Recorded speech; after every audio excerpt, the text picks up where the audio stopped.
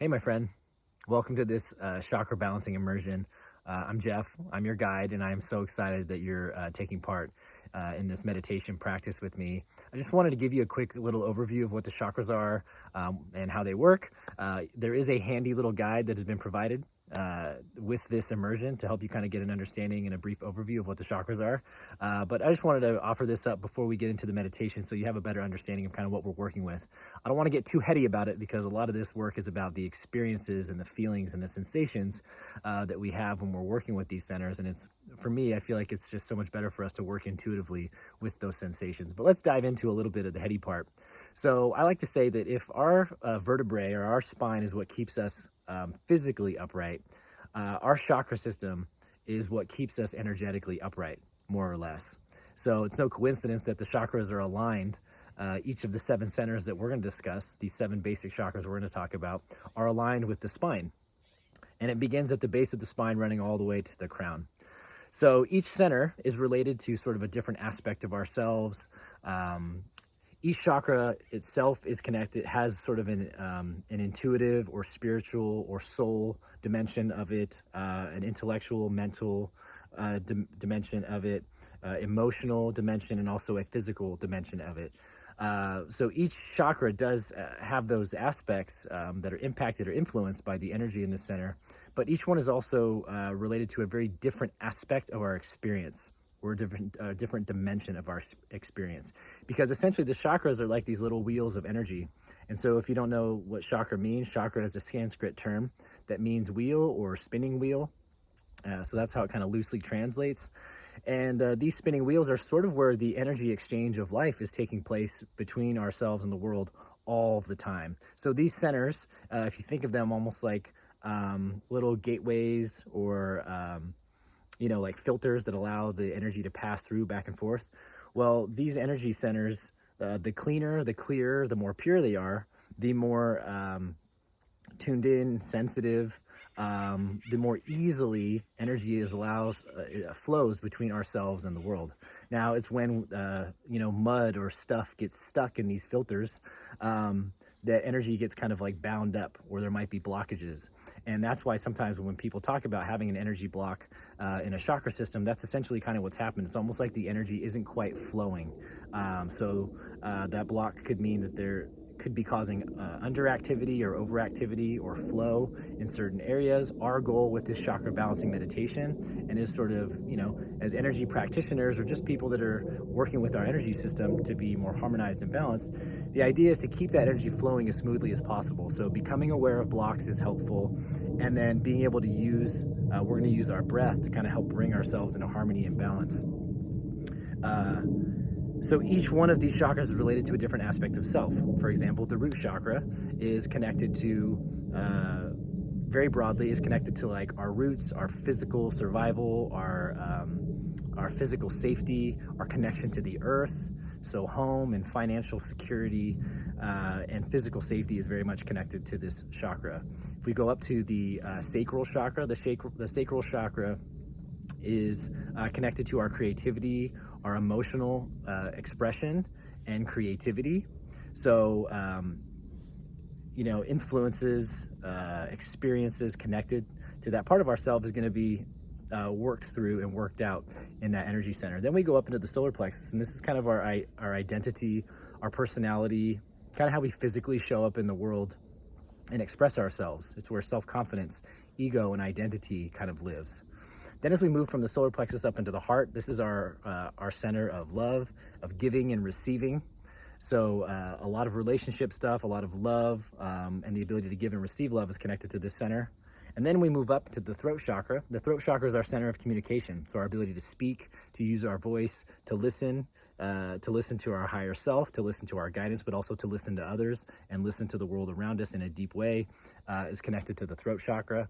Then we go up into the third eye center, and the third eye center is connected to our ability to vision and not only see things creatively, see things intuitively, but also to see things as they are. So discernment is a really big part of the third eye center, as well as like a sense of justice and ethics is connected to our third eye.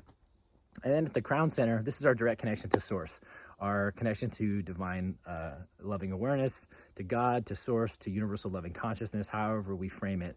This is our direct connection to source energy.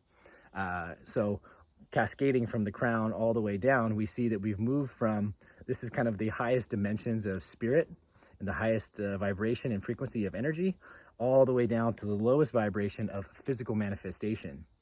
And that's why each one of the centers is actually connected to a different color on the spectrum of light based on the frequency, the wavelength of light, and the density, right? So the root chakra is red because it's the lowest vibratory frequency on the spectrum of light.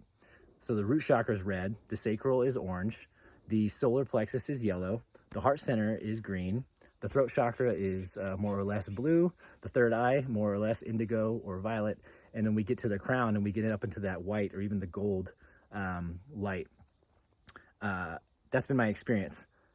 So that's kind of how that works too, in terms of, we are an energy being, we are a light being. Well, each of these chakras is connected to, or I should say is kind of reflected in a different wavelength of light.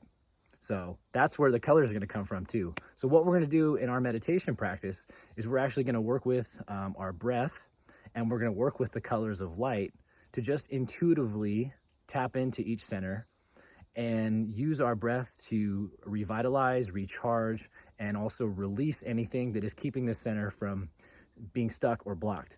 So the cool part about this meditation practice is we don't have to necessarily be caught up in the intellectual dimension of working with each center. So it doesn't have to be incredibly psychological. It really is, we can work with this in an energetic sense and just with our intuition and with feeling. So we don't have to know what's blocking the chakra to be able to work with clearing it, if that makes sense.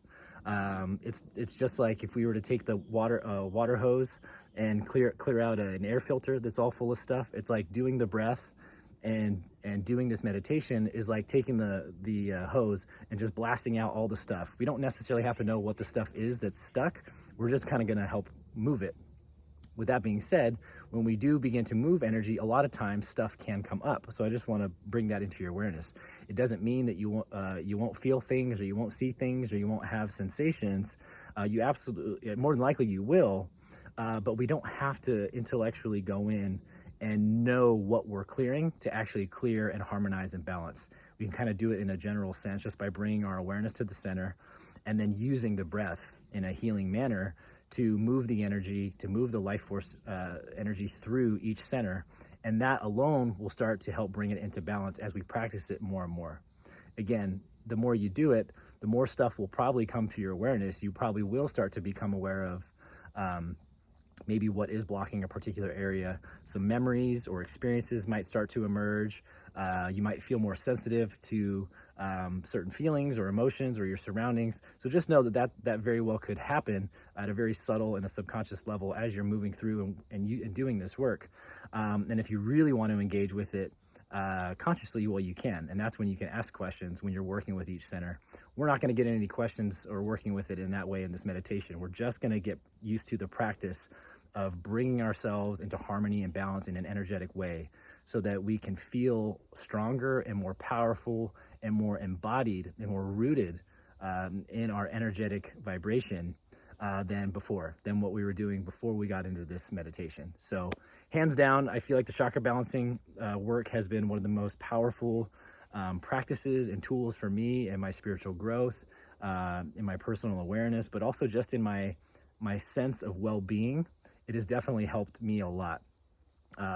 So I hope that it helps you as well. I hope it helps you sort of embody and express a more authentic and pure aspect of yourself, free of anything that's blocking up these centers, and more reflective of kind of your highest, most loving truth.